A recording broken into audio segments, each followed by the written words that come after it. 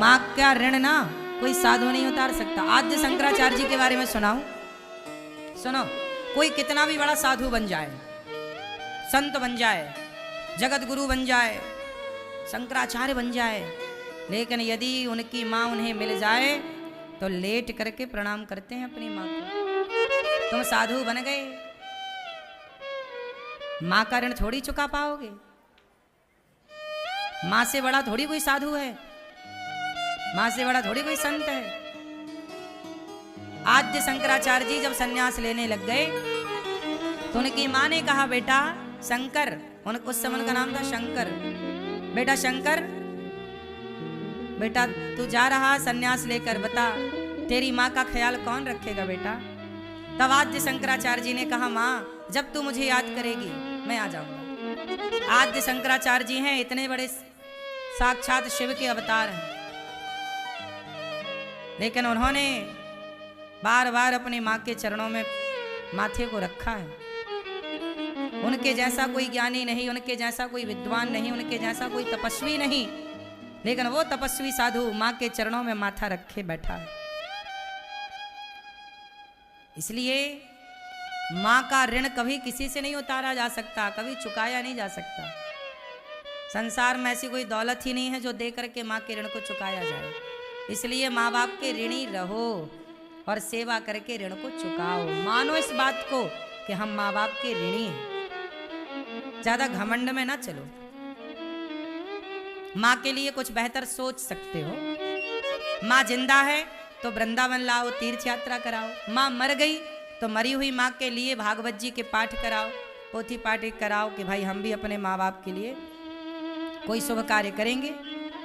अभी जैसे यहाँ भागवत जी के पोथी पाठ बैठे हैं, आप भी आगामी 5 मार्च से भागवत जी के पोथी पाठ बैठेंगे, आप भी बिठलवा सकते हैं। आप भी अपनी माँ को, अभी 10 अप्रैल से यहाँ पर ब्रज 84 कोस की परिक्रमा लगवाई जाएगी। आप भी ले आओ अपने माँ बाप को, यदि चलने में थोड़ा बहुत सामर्थ्य है तो आप भी अपने माँ बाप को अपने साथ 84 कोस की परिक्रमा लगवाओ। अभी ब्रज 84 कोस कहते हैं, जो 84 कोस की ब्रजमंडल की 84 कोस की परिक्रमा लगा लेता है वो 84 लाख योनियों से मुक्त हो जाता है। 84 कोस की परिक्रमा में सबकी परिक्रमा आ गई, वृंदावन की परिक्रमा आ गई, गिरिराज जी की आ गई, पूरे ब्रजमंडल की नंदगांव बरसाने सबकी परिक्रमा हो गई। तो आप भी अभी 10 अप्रैल से परिक्रमा है, आप भी जोड़ो, आप भी करवाओ, करो, पुण्य है। जिंदा है माँ तो ला सकते हैं, मर जाएगी तो फोटो के आगे रोने के सिवा फिर बचेगा क्या। और माँ से कभी आप उऋण नहीं हो सकते। हो सकते हो? कोई बेटा उऋण नहीं हो सकता। इसलिए माँ के चरणों में सदा माथा रखो। माँ कुछ भी कहे, गाली दे, कुछ भी कहे, माँ की बातों का जवाब ना दो। तुम्हें जन्म दिया है, तुम्हें पाल पोस, बताओ आज माँ तुम्हें 4 बातें कह देती है ना, बुरा लग जाता है तुम्हें, लेकिन वही माँ ने तुम्हारी मालिश की थी, पांव पकड़ के घिस घिस के हड्डियां मजबूत हो जाएं। माँ का उपकार कितना है ये तो तुम्हें याद नहीं है। 4 गालियां माँ ने दे दिया, वो याद है यार माँ ने मेरी ऐसा कह दिया, अब मैं माँ से बात नहीं करूंगा। माँ की 4 गालियों पे ध्यान ना दो, माँ की 4 बातों पर ध्यान ना दो। माँ ने बचपन में आपको कितना, तुम भी तो अपने बच्चे के साथ गुजारा कर रहे हो ना, बच्चों का कितना ख्याल रखना पड़ता है, ऐसे ही ख्याल तुम्हारी माँ ने तुम्हारा रखा है। रात रात जाग के तुम्हारा मलमूत्र धोया है। तुम्हें गाली याद है? 4 गाली माँ ने दे दी। लुगाई आ गई तो लुगाई ने कहा कि या तो अपनी माँ को रखो या तो हमें रखो, तो लुगाई के पीछे चल गए और माँ को छोड़ दिया। ऐसी औलादें हैं। पत्नी के कारण माँ को छोड़ दिया, पत्नी को भी मत छोड़ो, माँ को भी मत छोड़ो। और ऐसी बेटियों को समझाओ, माँ तुम्हारी बेटियां समझाती क्यों नहीं हो? तुम्हारी बेटियां डिमांड कर रही हैं कि या तो सास को रखो या तो हमें रखो। कल तुम्हारी भी तो बहू आएगी, यदि उसकी माँ ने भी ऐसी ही परवरिश दी होगी तो तुम्हारा तो जीना हराम हो जाएगा। हर माँ अपनी बेटी को जिम्मेदार बनाए, परिवार को चलाने के संस्कार दे, तो तलाक ही ना हो, हर घर सुखी हो, हर घर में आनंद हो। आज के जमाने में बेटों का विवाह करने में डर लगता है, पता नहीं कैसी आ जाए, क्या कर दे घर में आके। ये सब कहां से हुआ? तुमने अपनी बेटियों को संस्कार देना छोड़ दिया। जरूरत से ज्यादा पढ़ाया लिखाया, इसका बुरा नहीं है, खूब पढ़ाओ, लेकिन वो पढ़ाई यदि संस्कारहीन है तो उस पढ़ाई का कोई मतलब नहीं। शिक्षा तब अच्छी है जब संस्कारवान हो। यदि आपकी शिक्षा में संस्कार नहीं है तो शिक्षा का कोई मतलब नहीं है। आज तुम्हारे बेटे का ब्याह करने में तुम्हें 100 बार सोचना पड़ता है।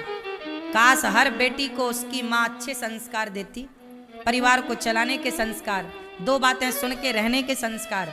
आजकल लड़कियां पढ़ लेती हैं ना तो पढ़ने का ही घमंड लेके चलती, मैं तो पढ़ी हूँ, सेल्फ डिपेंड हूँ, मुझे किसी की जरूरत नहीं। इसी चक्कर में घर टूटते हैं। वो एक बात सुनने को तैयार नहीं, ना पुरुष सुनने को तैयार ना स्त्री। और जब सुनोगे नहीं, सहोगे नहीं तो रहोगे कैसे?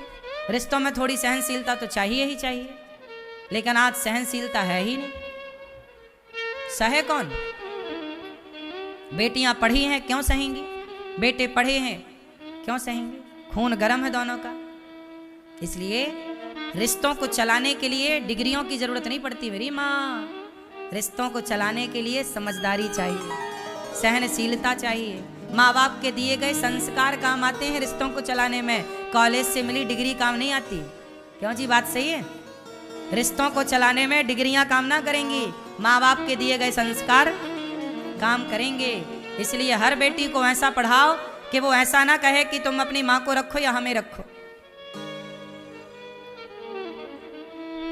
सिखाओ अपनी बेटियों को कि सास माँ है, ससुर पिता है, पति भगवान है। माता सीता को राम जी कह रहे हैं, सादर सास ससुर पद पूजा, यही ते अधिक धर्म नहीं दूजा। यही ते अधिक धर्म नहीं दूजा, सादर सास ससुर पद पूजा। ये राम कह रहे हैं रामचरितमानस में, सीता को समझा रहे हैं, सीता तुम वनवास ना जाओ। यदि तुम रहोगी ना सीता तो हमारे माता पिता जीवित रहेंगे, दशरथ जी और माता कौशल्या। यदि तुम भी चली गई तो हमारे पिताजी रह ना पाएंगे। तब सीता मैया बोली कि प्रभु ठीक है, मैं रुक जाती हूँ, आपके माँ बाप तो जिंदा रह जाएंगे, लेकिन आप 14 वर्ष बाद लौटेंगे तो मैं आपको जीवित ना मिलूंगी। इसलिए फिर सीता मैया को ले जाना पड़ा। लेकिन राम जी सब स्त्रियों को ये बता रहे हैं कि सास ससुर की सेवा से बड़ा कोई पुण्य नहीं है। और सास ससुर क्यों, मैं रिश्तों की बात नहीं करता, बूढ़ों की बात करता हूं। हर बूढ़ा, हर बुजुर्ग असहाय हो जाता है। बूढ़ा कैसा हो जाता है? चल नहीं पाता ना बुढ़ापे में, लाठी लेके चलना पड़ता है। बुढ़ापे में 80 साल की बूढ़ी मैया को भोजन बनाना कहाँ आएगा, हाथ कांपने लग जाते हैं, तो बहू ना बना के देगी। और तुम्हारी सास से भोजन बनाना बुढ़ापे में नहीं आता, हाथ कांपते हैं, शरीर असमर्थ हो जाता है, खड़ा नहीं रहा जाता, बैठे नहीं रहा जाता, शरीर कमजोर पड़ जाता, तब बहू ना देगी बना के। जब तुम असमर्थ थे तब तुम्हारी माँ ने तुम्हें बना बना के खवाया, तुम्हारी माँ ने तुम्हारा पेट भरा। अब माँ बाप असमर्थ हैं तो तुम उनका पेट भरो, यही तो हिसाब है। अब हिसाब तुमने चुकाया नहीं तो ऋण तुम पे चढ़ा रहेगा और वो भोगना पड़ता है। इसलिए हिसाब किताब क्लियर करते चलो, चाहे माँ बाप का ही हिसाब किताब क्यों ना हो।